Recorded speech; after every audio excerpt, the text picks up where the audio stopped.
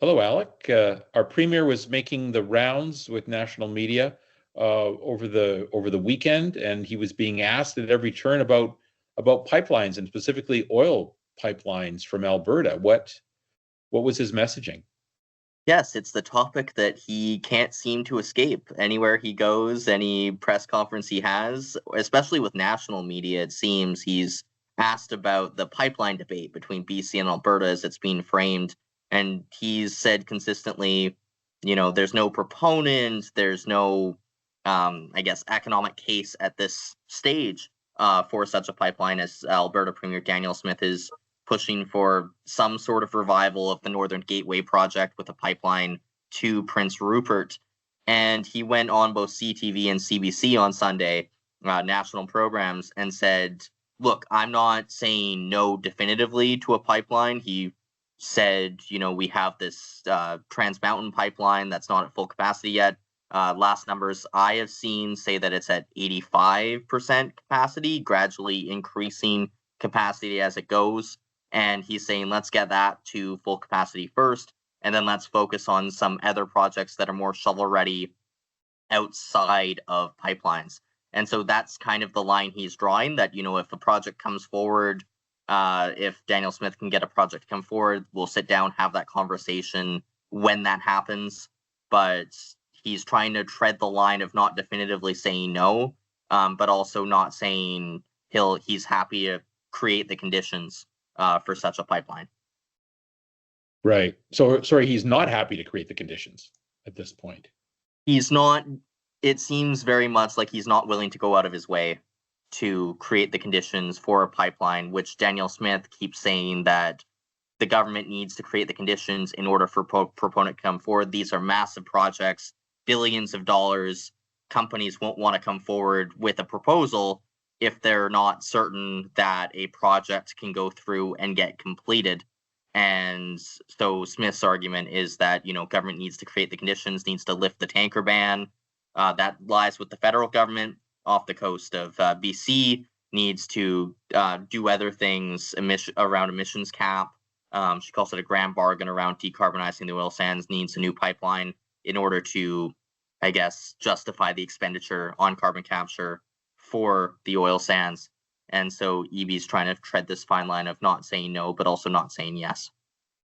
Right. Well, there certainly has been a shift with the NDP. I mean, they fought, as we know, the TMX pipeline with every tool in the toolbox, lost that battle. And now Energy Minister Adrian Dix is saying, well, we built it, so we better use it. We own it. And so that's where you're talking about 85% capacity. I think our colleague Von Palmer wrote recently that it's projected to be up to 95% by next year.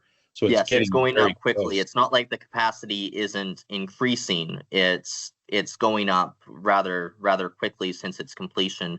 It just takes time with these kinds of projects to get the capacity up to full speed.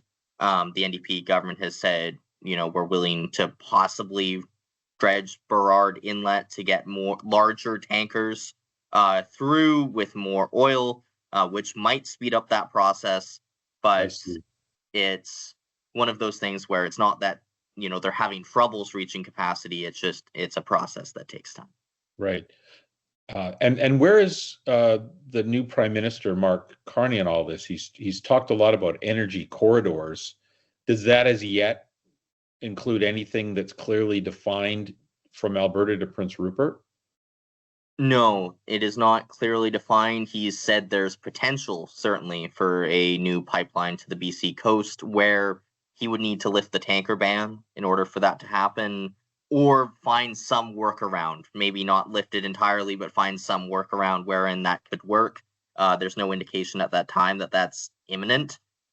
He seems excited about the prospect of a grand bargain wherein, you decarbonize the oil sands in maybe with a new project, but what that will look like is very unclear at this stage. He's also, I think, trying to hedge and not, overpromise on maybe something that doesn't end up getting delivered. Or I think at this stage he's also trying to just keep Alberta unified and trying to talk to Smith and see what will make her and Alberta happy within Confederation.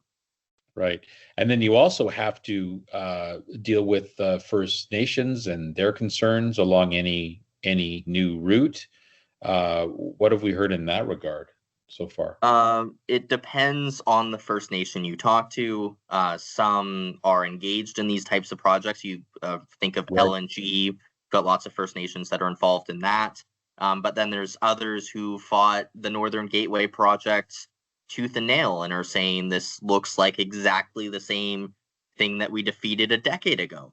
And so they're not happy about that. Obviously, there's no project yet, so we don't know exactly what route it would take, or what provisions there would be around Indigenous participation or environmental protections or anything like that at this stage.